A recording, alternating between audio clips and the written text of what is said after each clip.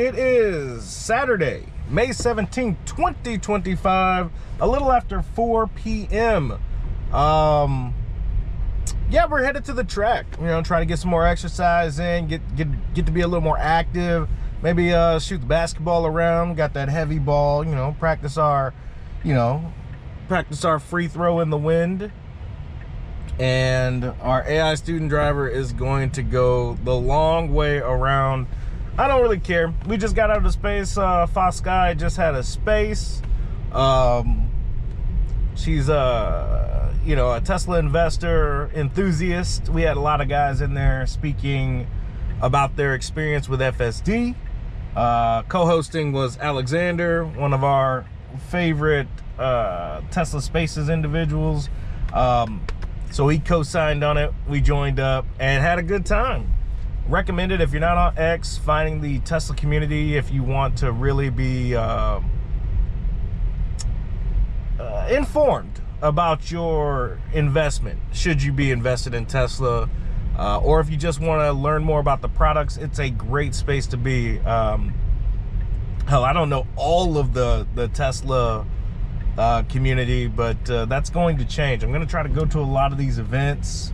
Austin is going to be a mecca, if you will, when it comes to people flocking for the robo-taxi here in June and July. So we're going to get a lot of, hopefully, FaceTime with some of the people that we just hear their voices and whatnot. Our community pool is popping right now. That's cray. Anyway, she might be inviting some people to our pool, our community pool. But we're getting distracted. Fospace, hopefully I think that was the first one. She's gonna do it weekly, and I look forward to joining. And who knows, maybe even speaking in some of these spaces. On the weekend, it's a little bit tougher. The standard time for these X spaces for Tesla stuff, from what I gather, is noon Central Time during the weekday. So Monday through Friday, you could probably get a lot of people joining your space, whether they be on break from work or maybe they're retired. But the Tesla community is real active around noon time on X during the week. And this one, I think, started at 3 p.m.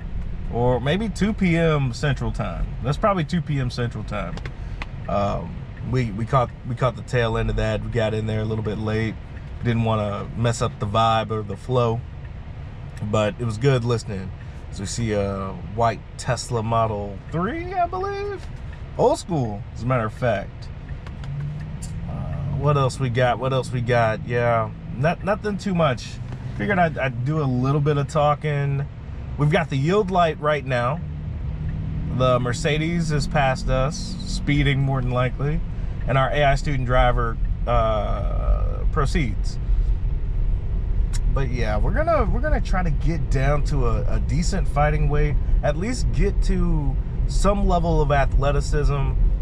So we're gonna be playing more basketball, running on the track a little bit more.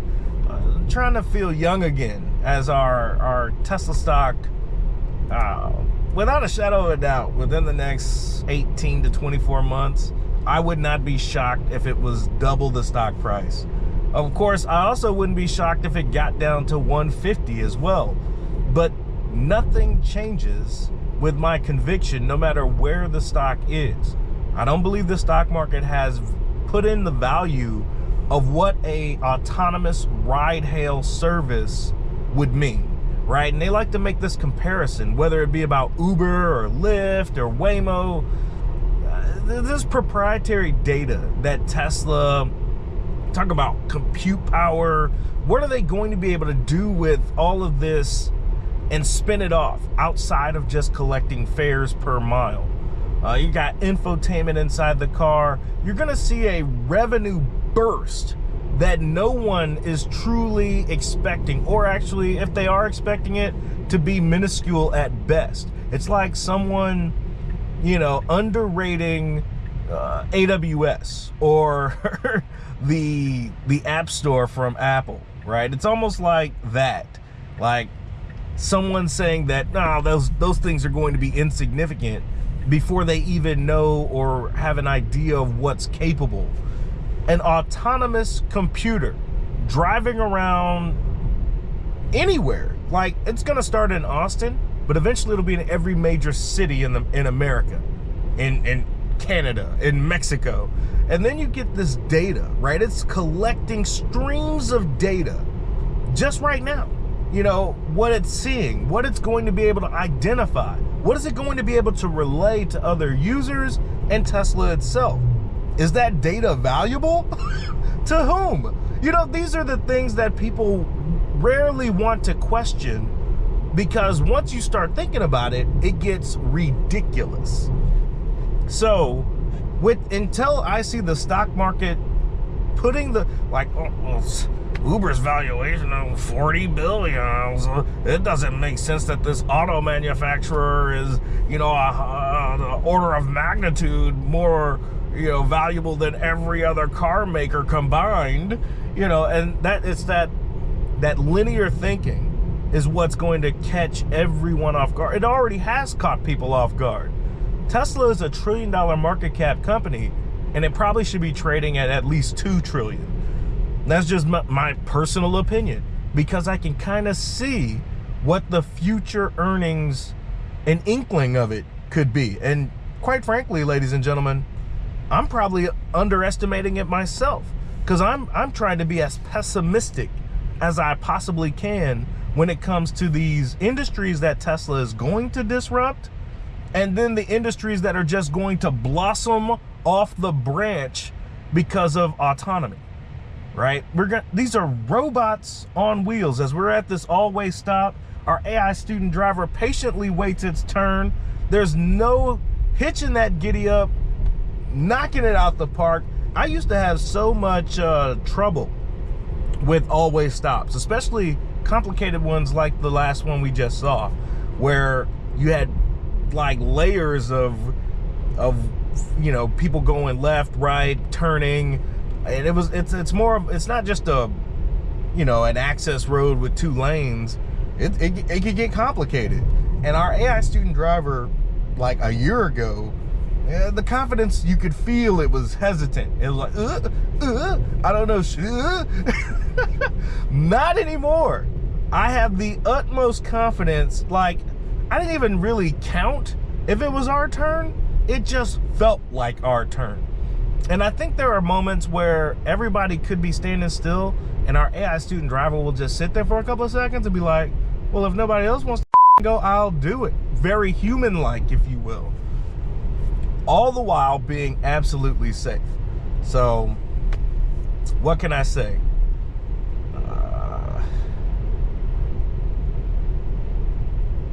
I mean, I've got the speed threshold down to 20%. And right now we're 11 miles an hour over the speed limit. So I'm gonna have to check on it, make sure it's stuck. You know, I put it down to 20% for Yosh-chan as well for when she uses FSD. But I don't like being on these 35 mile an hour roads. Even though I know the car's being safe, I want it to be capped. I don't want it to, on this road it definitely capped it. It said 42 max. On that previous road, I'm not sure why, we were 11 miles over the speed limit for some reason. Either way, it's doing what it's supposed to do right now. Can't really, you know, blame it. Regardless of the speed, and that's one of the key benefits that will happen when autonomy becomes more mainstream, right? Outside of Tesla vehicles, because that's what's going to happen, ladies and gentlemen. Whoever made the seatbelt made a lot of money. And this is Tesla's seatbelt, FSD. This is going to be in every vehicle on the planet because of the safety that will be associated with it. So when 60% of vehicles on the roads, more than likely using a software that, if it's not FSD, it's very close. And then again, I don't think there'll be a software that could get this close because of the proprietary data that Tesla has a hold of from millions of cars all around the globe collecting various different data. So unless a company can recreate that, I don't see how it could happen.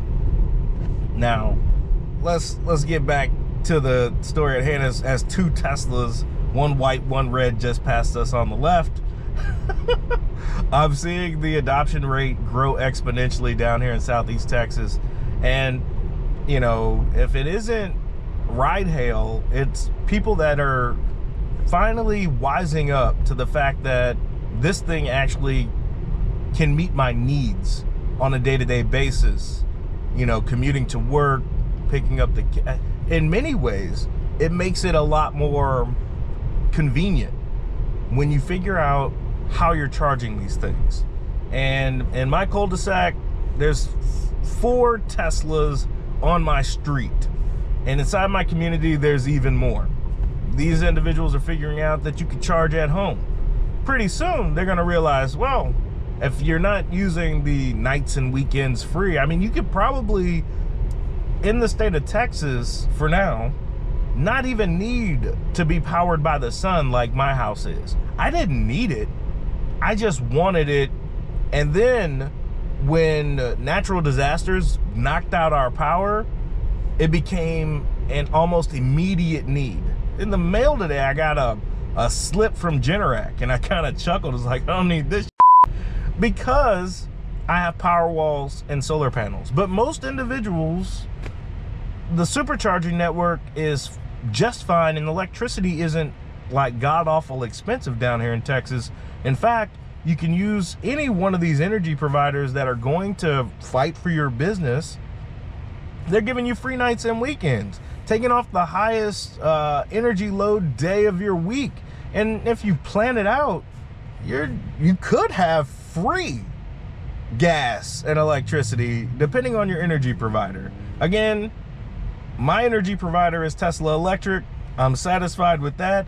They do have a way that I could charge my vehicle, but you know, I'm on this dynamic plan where my power walls are pushing energy back to the grid, making me money. That money each month I could pull out, but I kind of want to wait till the end of the year. I like having no bill. So, because in the winter, or even when you're talking about the